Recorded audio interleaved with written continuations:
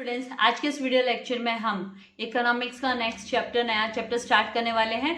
तो इसका explanation start करने से पहले मैं आपसे रिक्वेस्ट करूंगी कि अगर अभी तक आपने चैनल को सब्सक्राइब नहीं किया तो चैनल को सब्सक्राइब कीजिए एंड चैनल लिंक अपने फ्रेंड्स के साथ शेयर करना मत भूलिएगा।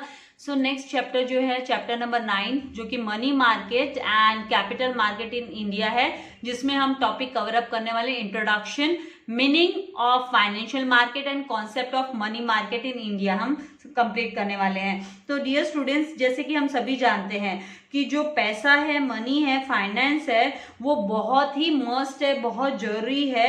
स्मूथली अगर हमको है ना फंक्शन करना है, चलाना है, तो स्मूथ फंक्शनिंग के लिए, किसी भी बिजनेस की स्मूथ फंक्शनिंग के लिए पैसा बहुत जरूरी है। क्योंकि ये है ना सैलरी पे करने से लेकर, रेंट पे करने से लेकर, फिक्स्ड एसेट्स परचेसिंग हो गया, कोई भी R&D करना है, मतलब रिसर्च एंड डेवलपमेंट वगैरह के लिए मनी बहुत एसेंशियल हो जाता है।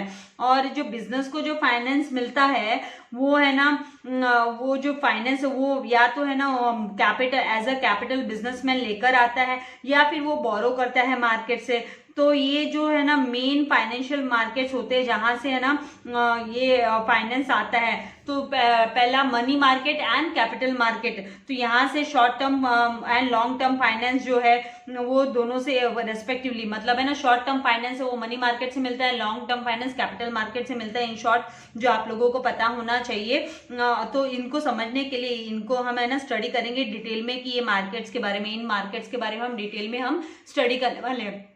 तो सबसे पहला जो कॉन्सेप्ट हम स्टडी करने वाले हैं वो मनी मार्केट को लेकर है, जिसे हम शॉर्ट टर्म मतलब फाइनेंशियल इंस्ट्रूमेंट वाला मार्केट भी बोलते हैं। तो यहाँ पर जो इंट्रोडक्शन में पहले हम स्टडी करेंगे कि भाई फाइनेंस क्या है। तो जैसे इसी तरीके से जैसे बिजनेसमैन के लिए फाइनेंस कैसे इंपॉर्टेंट होता है, वैसे ही किसी भी कंट्री की आर्थिक, उसके लिए आर्थिक ये है ना इसकी रीढ़ की हड्डी की तरह काम करता है पैसा, फंड। तो फाइनेंस का मतलब क्या होता है? तो फाइनेंस मतलब मैनेजमेंट ऑफ मनी, मनी को मैनेज करना। It refers to the management of money, कि आप कैसे पैसे को है ना मैनेज करते हो, कैसे उसको यूटिलाइज करते हो। एंड ये जो फाइनेंस है इसको कैटेगराइज्ड किया गया है। It is categorised in the personal finance हुआ, कॉर्पोरेट फाइनेंस, पब्लिक फाइनेंस के रूप में। तो it includes the funds needed bye individuals, मतलब पर्सनल हो गया, बिजनेस हाउसेस के लिए हो गया, तो कॉर्पोरेट फाइनेंस हो गया, एंड गवर्नमेंट पर्पस के लिए, गवर्नमेंट अदर अपने वेरियस पर्पसेस को फुलफिल करने के लिए जो फाइनेंस है वो बोरो करती है, तो वो पब्लिक फाइनेंस हो गया। जो प्रीवियस चैप्टर हम है ना स्टडी कर चुके हैं कि भाई पब्लिक फाइनेंस जो गवर्नमेंट बोरोइंग करती है। तो नाउ दस ये जो फाइनेंस है ये पर्सनल, हमने जैसे बात की कॉर्पोरेट एंड पब्लिक फाइनेंस में, ये कैटेगराइज्ड है, डिवाइडेड है। नाउ आगे हम मूव करेंगे कि फाइनेंशियल सिस्टम इंडिया में कैसा है, फाइनेंशियल सिस्टम इन इंडिया। तो जो ये फाइनेंशियल सिस्टम है वो रेस्पॉन्सिबल है, वो जिम्मेदार है किसके लिए? तो वो है ना मोबिलाइज करने में मदद करता है, फाइनेंस को मोबिलाइज करने में एंड उसे डिस्ट्रीब्यूट करने में, एलोकेट करने में, फंड्स को डिस्ट्रीब्यूट करने में, एलोकेट करने में, एंड उसे ना मोबिलाइज करने में, मतलब उसको मूव करने में है ना ये हेल्प करता है। जो फाइनेंशियल सिस्टम है हमारी कंट्री का, इंडिया का, वो रेस्पॉन्सिबल है, जिम्मेदार है इस चीज के लिए। नाउ इसी के साथ साथ ये इवन है ना हेल्प करता है वेल्थ क्रिएट करने के लिए, मतलब है ना पैसा बनाने के लिए, वेल्थ क्रिएट करने के लिए, यहाँ पर ये प्रॉस्पेरिटी, वेल्थ क्रिएट करने के लिए ये हेल्प करता है, जो कि बहुत ही इंपॉर्टेंट होता है किसी भी कंट्री की इकोनॉमिक, आर्थिक डेवलपमेंट के लिए, आर्थिक बढ़ोतरी के लिए बहुत जरूरी होता है, ग्रोथ के लिए, डेवलपमेंट के लिए बहुत जरूरी है। नाउ जो इंडियन फाइनेंशियल सिस्टम है वो कैटेगराइज किया गया है 4 टाइप्स में। तो यहाँ पर है ना 4 सिस्टम है। एक तो है फाइनेंशियल इंस्टीट्यूशंस, दूसरा आ गया फाइनेंशियल मार्केट्स, एंड थर्ड है financial instruments, and the fourth है फाइनेंशियल सर्विसेज। तो ये जो चैप्टर है इसमें हम है ना एक्सक्लूसिवली हम किसके बारे में हम स्टडी करने वाले हैं? तो हम फाइनेंशियल मार्केट्स इन इंडिया, इसके बारे में हम स्टडी करने वाले हैं। और ये बहुत ही, फाइनेंशियल मार्केट जो है वो बहुत ही इंपॉर्टेंट फैक्टर है, कंपोनेंट है फाइनेंशियल सिस्टम का बहुत ही इंपॉर्टेंट कंपोनेंट फैक्टर है फाइनेंशियल मार्केट्स। तो let's understand the meaning of financial market. Financial market का मतलब क्या है, मीनिंग क्या है? तो फाइनेंशियल मार्केट का मतलब है इसका, it refers to the market. ये वो मार्केट है जहां पर है ना सेल एंड परचेस होता है। तो किसका सेल एंड परचेस होता है भाई?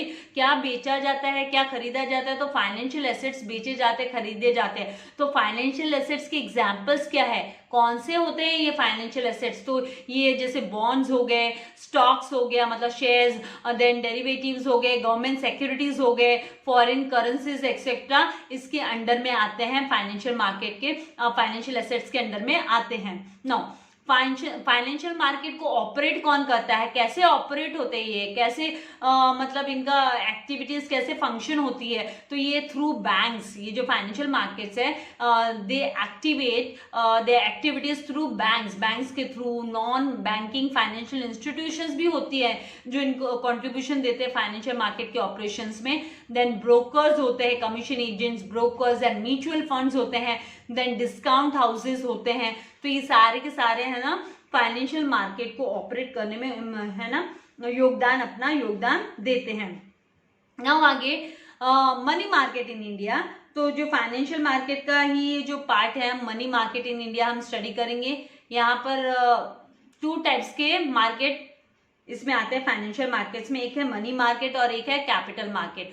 तो हम पहले स्टडी करने वाले हैं मनी मार्केट इन इंडिया को। तो यहाँ पर मनी मार्केट मीनिंग क्या है मनी मार्केट का? तो जो मनी मार्केट है और इंडिया का मनी मार्केट है उसमें उधार में पैसा देना और उधार में पैसा लेना, फंड उधार में देना और उधार लेना फंड, ये शॉर्ट टर्म फंड्स का मार्केट है जहां पे उधार लिया जाता है और उधार दिया जाता है फंड।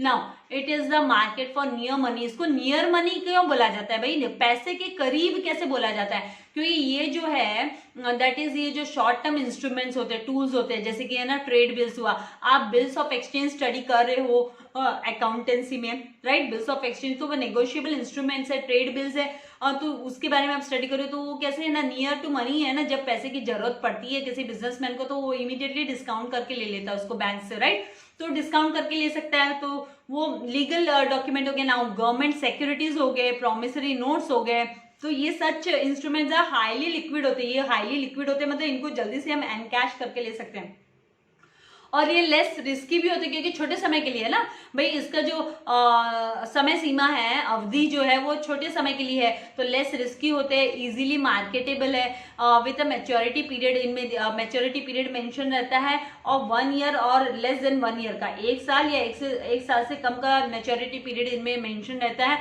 तो ये शॉर्ट टर्म फंड्स हो गए। नाउ आगे जो है वो है structure of money market in India.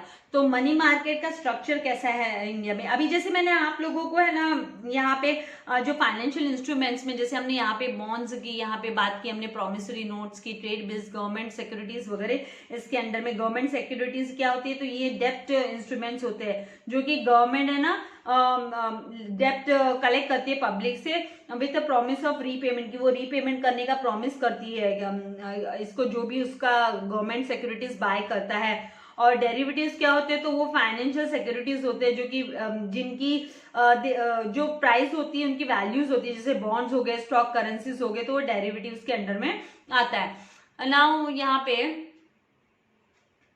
Structure कैसा होता है, मनी मार्केट का स्ट्रक्चर कैसा है? तो ये जो मनी मार्केट इन इंडिया है वो जो मनी मार्केट इन इंडिया है वो डिकोटोमस बाय नेचर, मतलब है ना ये कॉम्पोजिशन हो गया, ये ऑर्गेनाइज्ड एंड अनऑर्गेनाइज्ड सेक्टर का कॉम्पोजिशन हो गया। It comprises, it includes the organise sector as well as unorganise sector. तो ये मिक्स्ड हो गया, मिक्स्ड नेचर का हो गया। जहां पर है ना ऑर्गेनाइज सेक्टर में क्या क्या आता है? तो ऑर्गेनाइज सेक्टर इंक्लूड करता है रिजर्व बैंक ऑफ इंडिया को, आरबीआई, देन कमर्शियल बैंक्स को, देन है ना कोऑपरेटिव बैंक्स, आप लोगों ने सुना होगा नाम कमर्शियल बैंक्स वगैरह का, आईसीआईसीआई बैंक एंड ऑल, सहकारी cooperative banks and then development financial institutions हो गए, then investment institutions and the discount finance house of India, DFHI जिसे हम बोलते हैं, discount finance house of India. तो ये सारे के सारे जो है वो ऑर्गेनाइज सेक्टर के अंडर में आते हैं। नाउ मनी मार्केट जो है अनऑर्गेनाइज सेक्टर में क्या आता है, तो अनऑर्गेनाइज सेक्टर में जैसे कि है ना ये it comprises of what, indigenous banks हो गए, जो मतलब है ना इंडिजीनियस बैंक कौन से होते हैं, जो गाँव में जहाँ पे है ना मतलब जो अनऑर्गेनाइज्ड बैंक है, जिसे ना RBI ने, रिजर्व बैंक ऑफ इंडिया ने इनको कोई अथॉरिटी नहीं देके रखी। अब तो धीरे धीरे ये कम हो रहे हैं इंडिजिनियस बैंक वगैरह, जो फाइनेंशियल इंटरमीडिएट्स जो होते हैं गाँव में होते हैं, इनके बारे में हम आगे डिटेल में पढ़ने वाले हैं।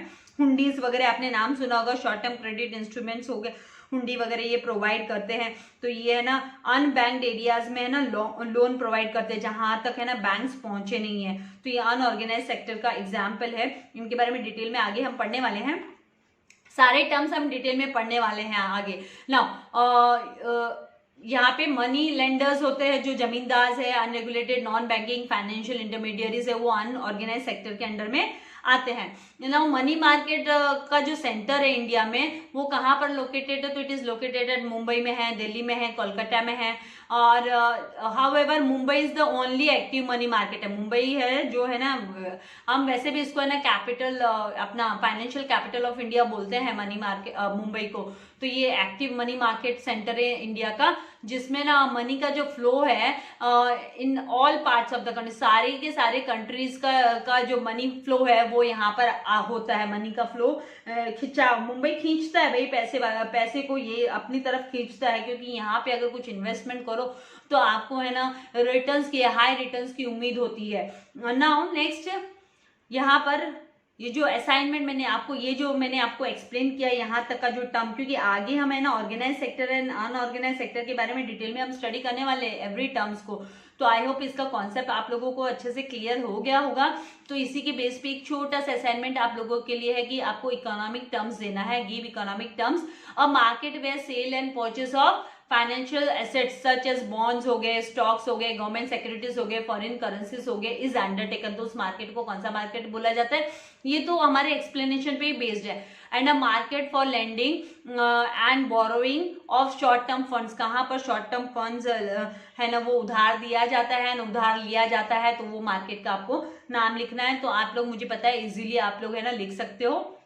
अगर आपको डिफिकल्टी फेस हुई तो आप मुझे फिर कमेंट बॉक्स में लिखोगे, तो उसका आंसर मैं आप लोगों को प्रोवाइड कर ही देने वाली हूँ। तो आपको क्या करना है, वीडियो को लाइक करना है, शेयर करना है एंड सब्सक्राइब करना नहीं भूलना है। बेल आइकन बटन को भी प्रेस करना है ताकि आपको लेटेस्ट वीडियो के नोटिफिकेशंस मिलते रहे। Thank you very much. God bless you all dear students.